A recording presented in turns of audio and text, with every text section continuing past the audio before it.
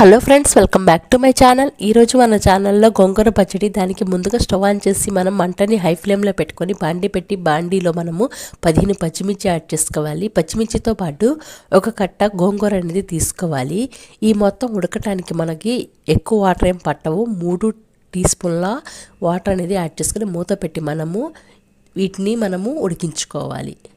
ఆకుకూర ఉడకడానికి అంత టైం ఏం పట్టవు, త్వరగానే ఉడుకుతాయండి. ఇంకా ఈ విధంగా ఉడికిన తర్వాత చల్లారిన తర్వాత వీటిని మనము పచ్చిమిర్చిగా గోంగూరని డివైడ్ చేసుకొని ముందుగా మనం పచ్చిమిర్చిని మిక్సీ జార్లో యాడ్ చేసుకొని వీటితో పాటు రుచి తగినంత ఉప్పు, చిన్నులపాయ రెబ్బలు, ఇంకా ఆ తర్వాత ఒక పెద్ద సైజు మనము ఇక్కడ పెద్దలపాయ ముక్కలు యాడ్ చేసుకోవాలి. కొత్తిమీర అనేది యాడ్ చేసుకోవాలి. ఎంత గోంగూర పులుపు ఉన్నా కొంచెం చింతపండు యాడ్ చేసుకోండి, మరింత రుచి వచ్చింది.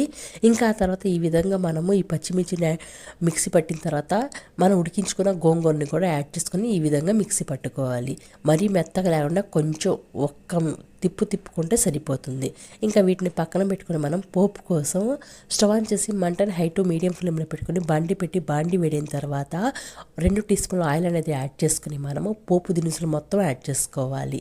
అంటే ఎండుమిరపకాయలు, పచ్చిపప్పు, మినప్పప్పు, ఆవాలు, జీలకర్ర, చిన్నులపాయ రెబ్బలు కచ్చాపచ్చా దంచుకొని కరివేపాకు రెబ్బలు యాడ్ చేసుకొని వీటితో పాటు మనము మిక్సీ పట్టుకున్న గోంగూరని కూడా యాడ్ చేసుకోవాలి. ఇంకా ఇలా యాడ్ చేసుకున్న తర్వాత కొంచెం కొత్తిమీర యాడ్ చేసుకోవాలి. ఒక్క సెకండ్ కొంచెం వేడి చేసుకున్న తర్వాత మనం స్టవ్ ఆన్ చేసుకొని ఇక మనం రైస్లోకి ఈ పచ్చడి వేసుకొని నెయ్యి వేసుకొని అప్పడం వేసుకుంటే రుచి బాగుండిద్ది. Okay friends, bye. నెక్స్ట్ వీడియోతో మళ్ళీ కలుద్దాం.